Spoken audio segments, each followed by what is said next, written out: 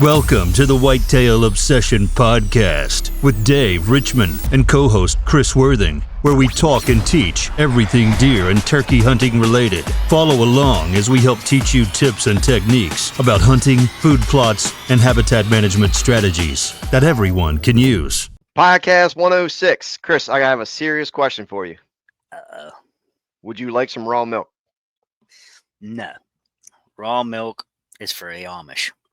So I'm very curious, just real quick, if anybody listening to this podcast enjoys raw milk, like literally right out of the tit of a cow into a glass jar, refrigerated, and you buy it from the refrigerator. Raw milk. I'm going to go with RFK here and make raw milk legal again in all 50 states, Oh my. as our buddy Ryan Nordahl would say, if he's listening, because he's used to own or something, works on a dairy farm. We had him on the podcast once. Yeah. Yeah, he's No, always on there. I don't necessarily like it, but You never even had it. Yeah, once you get past all the film and the gross, There's nothing in it. floating on top. I just had a nice glass this morning. It was in this glass right here. It tastes about the same, I guess. It tastes way better. Raw milk. RFK. Raw. Yeah, raw. Real quick too. Oh no. Since you had this comment on your podcast or your podcast video the other day on YouTube about the warm feed update. Okay. Right? Yep. Remember that? Yep. Okay. Yeah, I had a guy actually. What did he say? Yeah, he said any update on the warm feet episode. He was suffering and had very cold feet, and he asked for help.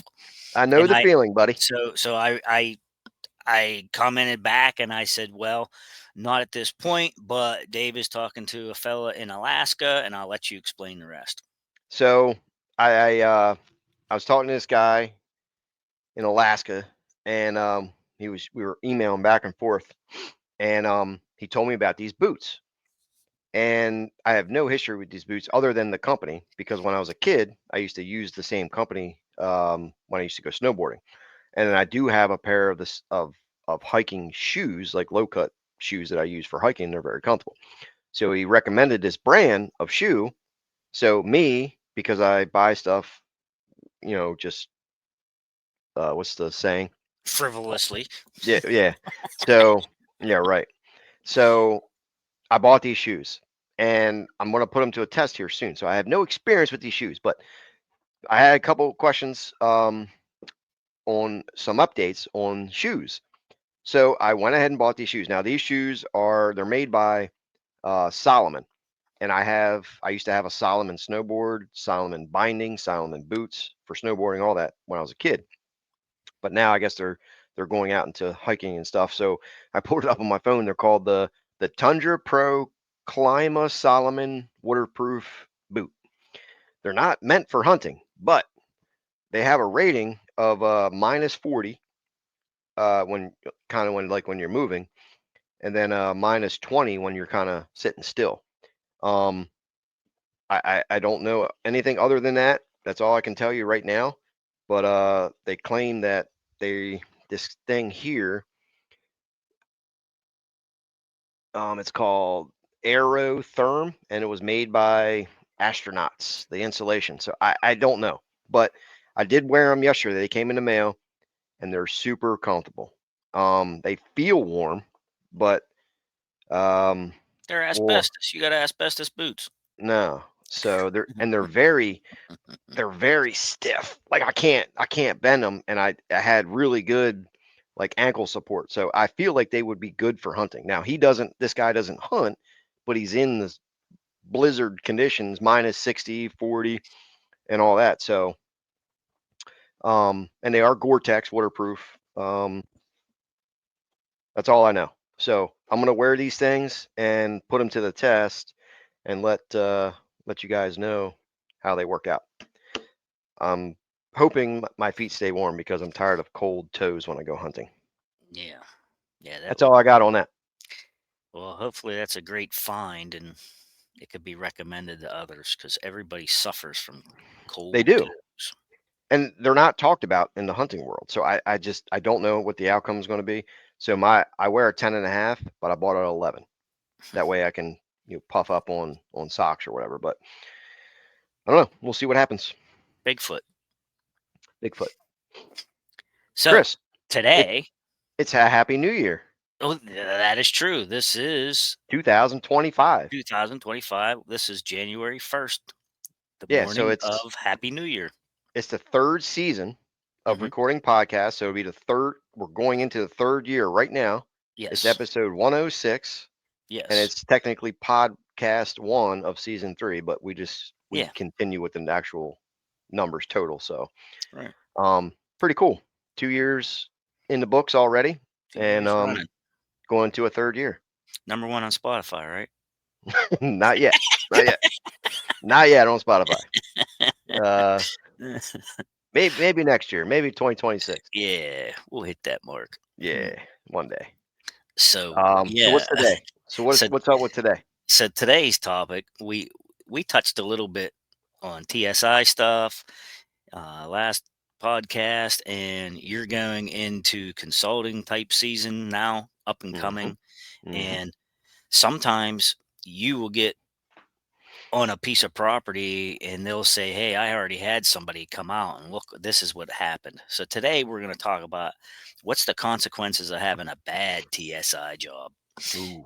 You know, it it obviously, some of the stuff can be fixed, but it's a bang up job to try to clean up after somebody's done something like that. And Hmm. if it's not what you wanted, or if it was just a bad botched job. Yeah. But tell us what you've seen, what you're expecting to see. Um, Some guys, landowners, they will attempt to start cutting trees, or they have already hired like a forester or something that came in and they did like some kind of select cut. But the problem is that type of stuff is different from wildlife. When you look at the differences is like a forester and thing, you have a forestry management plan and all this stuff. They're focusing on dollars. What can we cut to produce the most dollars in the next 5, 10, 15 years? When is the next cut going to be?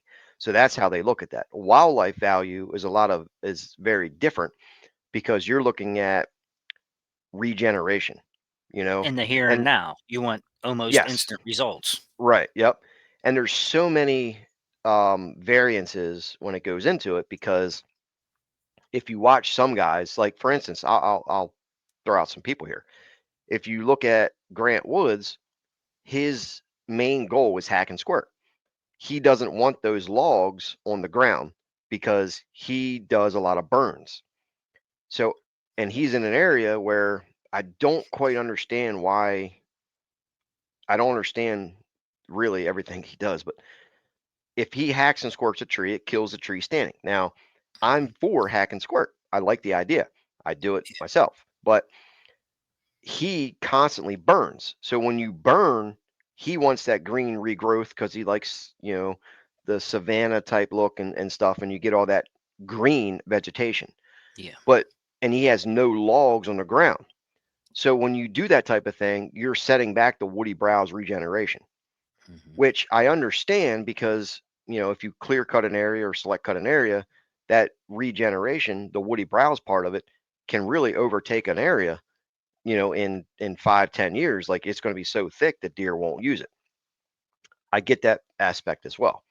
Then you have other guys that will flush cut trees and then they will treat the stumps, Hmm. right? Because they don't want the stumps resprouting. Because Yeah. then 5, 10 years, that's going to be a disaster. Hmm. So either method that you look at, there's always going to be some kind of cleanup work to do. And Maintenance type. me, yeah, maintenance type, exactly. So anytime we said this before, but anytime you start cutting, you open up a can of worms because Hmm. there's always going to be some kind of work that needs to be done. Hmm. So what am I getting at? So I enjoy or believe in all the methods of TSI. Now, timber stand improvement, I guess the term can be thrown around in different ways, but Yeah. generally TSI would be, you're you're improving the timber area, you're then on that spot on your land to allow for, I guess, boards per foot. How much money can we make? We're taking out the undesirables and allowing the money trees to flourish. So TSI on a deer wildlife habitat is different because you want those logs on the ground. You want this is just me. You want the logs on the ground. I want the sprouts coming up off the trees, right? I want, if it's necessary, I want the hinge cut because I want the sprouts. I want the the complete flush cut of a tree, but to put the log on the ground. So I made a video about this the other day, but I am for all of those techniques. The problem is when the bad part you can get to is if you hire a timber company, a forester to come in there, they're going to annihilate your woods and leave it a mess. The tops are going to be everywhere. It is going to be Yeah. a mess that you have Skidder is going to rut it all up. everywhere. Yeah. Um, and not only those tops, but most times they're going to select cut your entire property. So now, if you have 50 acres, you just select cut that entire 50 acres. So now that entire 50 acres is a mess. So what does that mean? It means that now that entire 50 acres is the same across those 50 acres. So then as a deer hunter, where do you hunt? Yeah. Because if everything is the same in that 50 acres, where do you hunt? If it's a solid chunk of woods, it's all the same. Mm-hmm. So with a wildlife aspect, it's a little bit different because you want, say, cutting over here and then have a food plot over here or have a food plot back in the backside and pull them in and whatever. But you want differences within that area. You don't want everything the same. You want different habitat features within. Yeah.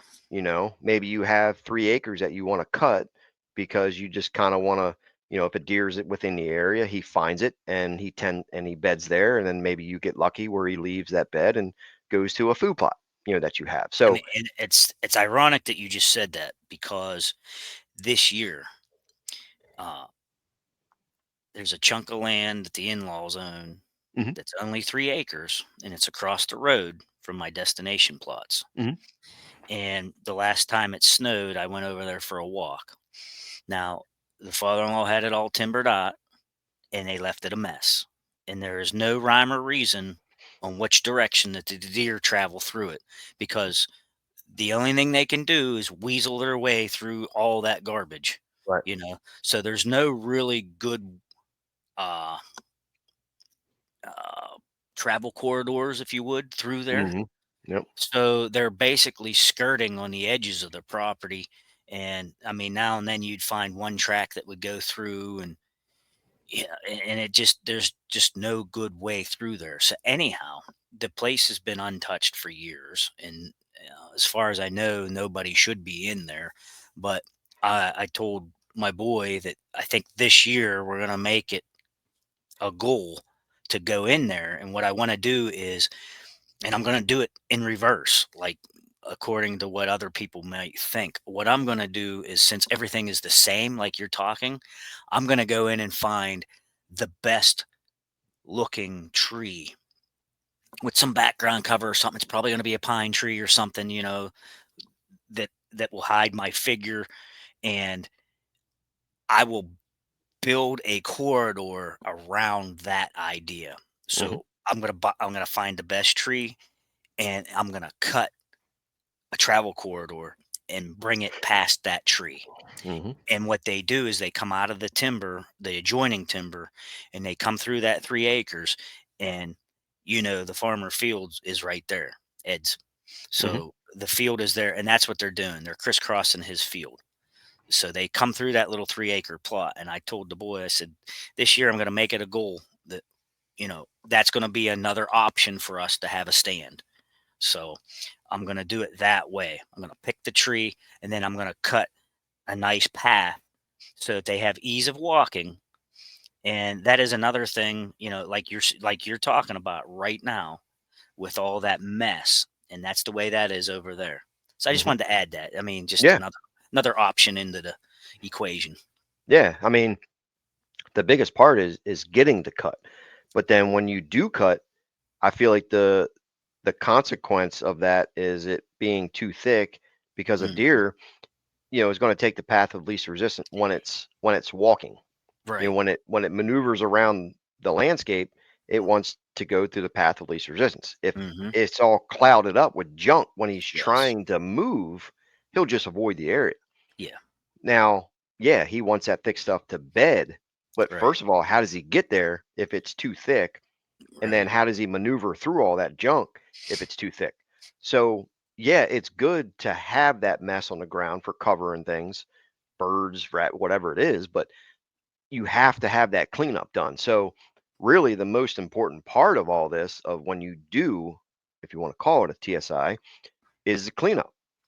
You know, me, when I do it, I like to do it, is I use all of the methods: hinge cut, hack and squirt, and flush cut. If I start flush cutting trees just to open up the canopy and it starts to get too thick, then you may hack and squirt a tree. Now the tree is going to die to allow the more sunlight, but you're not clouding up the floor. Yeah. And then if you need to hinge cut certain areas, I like the hinge cut idea because you can actually use it to direct deer flow. Um, if you cloud up an area behind your stand, that prevents deer from going behind you, and you can kind of direct them out in front of you.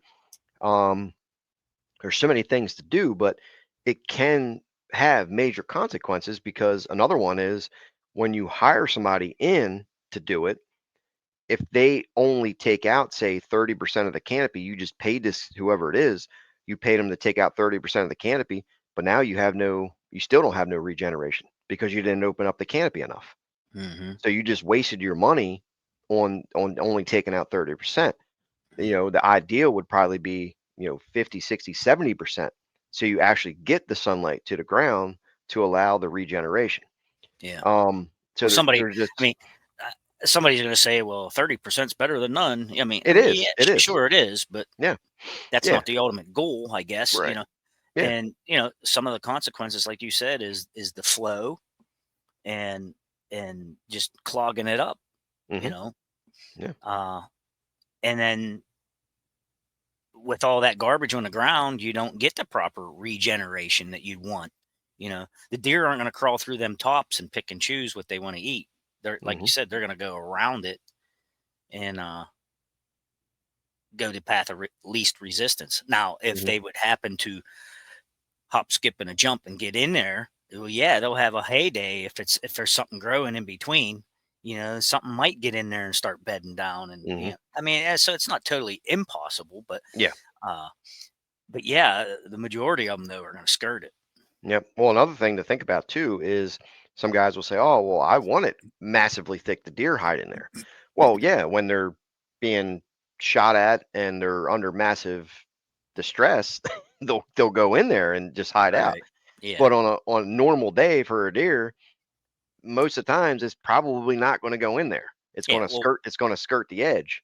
how You do you know. hunt? How do you hunt it if Right. that's if it's just a hole up, you know, Right. a place to bed? Right. They're just going to skirt the edge around it. Now, You're if gonna have I'm to hunt the edge then too, because right, you're not gonna be exactly. able to get in on it.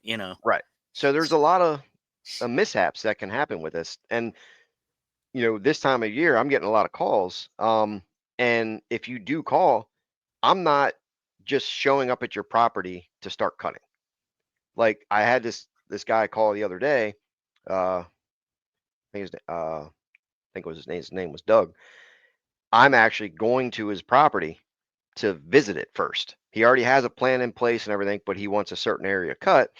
And that's perfectly fine. But I said, look, I'm not just going to show up just to cut. I need to see it first. I'm not going to Mhm. waste the time because you're going to pay me to come out for whatever it takes. I need to go there first, mark trees, figure out a plan what to cut. Then I'll come back and cut.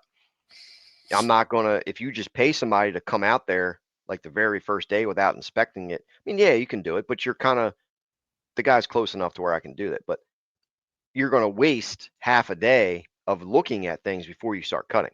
So I Yeah, wanted the guy to get a full day's work of cutting. If it's going, we're going to take more than a day, but I wanted to get a full, work day, cutting, not half a day looking around trying to, figure out a plan and then half a day cut. So he's close enough to where I told him, I was like, look, man, I'll make a deal with you. If you hire me to do the job, I'll come out and inspect it, for free. I'll come out and look at it. That way, when we come back, I have an idea, and that way I can give you a better idea on if is it going to take 2 days, 3 days? I don't know. you're right. So, and then we can come up with a plan. Yeah, So luckily he's close enough for you. yeah, he's close enough to where I can, I told him I'd hook him up. So I talked to Yeah. him on the phone and everything. So nice guy. But I had another call later that night about the same thing, and another call from a guy in Elkton. So there's a lot of stuff that's going on with this, and a lot of people are getting into these cuttings because they realize that you can't just have a piece of woods that you can see wide open in. If you can see Right. straight through the forest, there's no regrowth. So one, the deer are just going to pass through it. It's not going to slow them down. You want that regrowth to where a deer actually comes in there, eats a little bit, goes over here, eats a little bit. You're slowing them down to so they spend more time on your property, which is going to give the hunter, more chances, More opportunity. potentially more Yeah. opportunity to shoot the deer if it spends more time on it. So that's the whole goal. Um, but yeah, there's a property that they did a really heavy select cut on out past the island where I go hunting at. Hmm. And if you ride past it, I mean, it looks like a bomb went off, and it looks so bad. And I don't know. And I know people hunt there, so I don't know if it's a landowner or if he leases that or whatever. But whoever hunts that now, I mean, they're in a mess. I mean, it literally looks like a bomb went off. Right. Ruts. I mean, ruts, foot deep. 2, 3 deep, foot deep, and just tops everywhere and logs, and you can't even walk through it.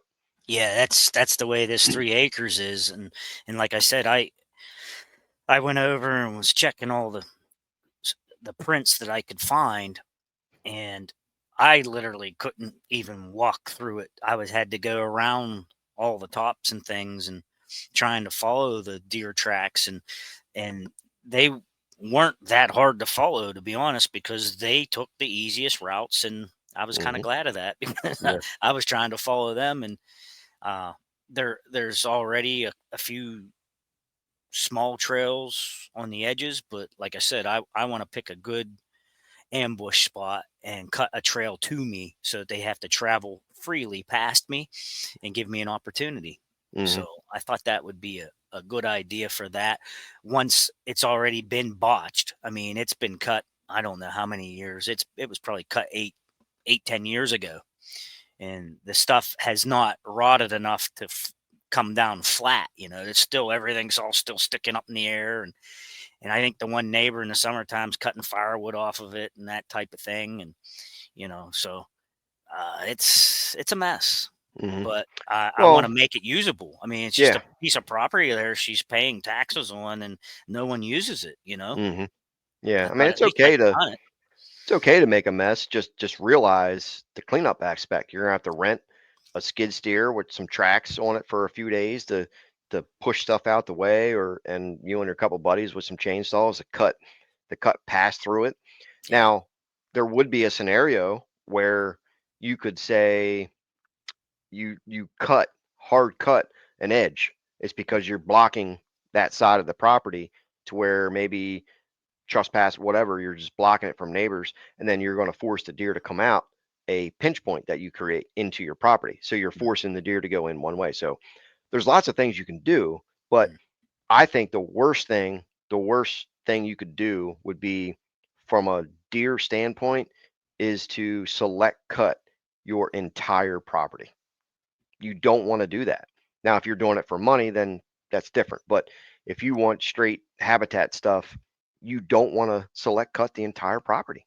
You want to select cut certain areas and create habitat features and differences within that 40 acres. So if you have 40 acres, maybe you're select cutting 10 acres, 5 acres, to create some bedding and cover for regeneration. Then you're creating some pinch points and travel routes, and then you have maybe 2 acres, a food plot, whether it's 2 or 3 half-acre plots, or you know 2 1-acre plots, whatever it is. But you're creating differences within. You're not Mm. making the entire property different, because you, at the end of the day, you still have to have time to move around. If everything's the same, the deer could be anywhere. So then if the deer are anywhere, how do you get around the property without spooking them? Yeah. So you have to have areas around the edges to maneuver, you Hmm. know, in non-deer area. I mean, it's just, there's a lot can go wrong. You can make Yeah, it you can make it worse. and your entry and exit's going to be screwy. Mhm. If you don't go about it right, like this piece over here, it's on the edge of a field, so it's probably not going to be a morning stand. It's going to Mhm. be an evening stand when you're going to catch them coming out of the timber and headed for the fields. You Mhm. know, so I mean, there's some other things you have to think about when you do that. Where at on your property are you going to do these improvements, and Right. how is it going to affect your entry and exit? Mhm. Yeah, Yeah, what's the most common wind direction? Where right. do you want the deer to be, to where you can catch them coming out and you have a good wind to hunt, and um so forth. So there's a lot going on with it, and not only that, it's dangerous, but to do it, if you're for yourself, and people, you can do it, you're for yourself, but Yeah, you just have a plan in place, use common sense with it. Where can I put these deer at, and where can I hunt them at? If I put them in the backside of the property, I can funnel them through my property to a yeah, food source, right. you And know? that's the scenario I'm in. Yeah. It's all, and the I guess a good thing about it is it's already done. Hmm. I now it's up to me though You're to just on the clean. cleanup. Yeah, I'll have to do the cleanup and all the work, but I can, like I said, I can just go through and cut a 3-foot swath, make a trail, and they will walk it. Oh yeah. And Yeah. there's enough 100%. canopy missing that I could actually plant like a no BS on it or something, or a hot chick or something, from domain, and I could get a trail going that they would follow. I could probably get away with that back there, Hmm. you know. Yeah. But yeah, I mean, there is consequences to everything that you do, Everything. and hopefully you're not having to clean up someone else's mess to make your spot huntable like I'm going to have to do. But if you get somebody in there that's competent and you get a good plan going and you know what you want, and the two of you could put your heads together and make a great plan and make it so that it's working in your favor, not against you. Yeah. The last thing I'll say, and then we'll wrap it up, is, in my YouTube video the other day, um, I mentioned that, you know, all these techniques have a time and place for them. But don't pick one of the techniques just because your favorite YouTuber is using it. Hmm. You have to be careful. Just because this guy over here is hinge cutting doesn't mean you have to hinge cut on your property. I Hmm. understand you like the guy, you follow him and all that. That's fine, but it doesn't mean that that technique is right for your property. Just Right. because this guy is hacking squirting doesn't mean you have to do that on your property. I think you should have an open mindset and use all of the available techniques, and use them in ways that make sense, common Hmm. sense. Hmm. You know, forget, watch people, see what they do and how each one can benefit you. But when you're looking at your property, have an open mindset and use all of those techniques. And I think you'll have better results. Right. Right. That's all I got. And then too, they have to be careful. Like in an example, when we did that plot clearing, that plot expansion at the old property Mm, that we did, and we took out like an acre of woods, and we had to be careful where we piled all the debris to mm-hmm, make sure that we weren't blocking the deer's entrance into the plots and things. mm-hmm. So I mean, a lot of factors do come in, and you have to think ahead about it. Yeah, well, you can use the logs to your advantage too, like we did. Yeah. We drug them and pile it up in front of the sad daddy, so you can walk to it without them seeing you. Yeah. You can block certain trails off to force them to go another way. So Right. you can use it to your advantage, but it can Yeah. also, Got to think about it. if it's bad, it's bad. It's gonna Yeah. have consequences. Yep. Episode 106. Happy New Year. Happy New Year, 2025. 5.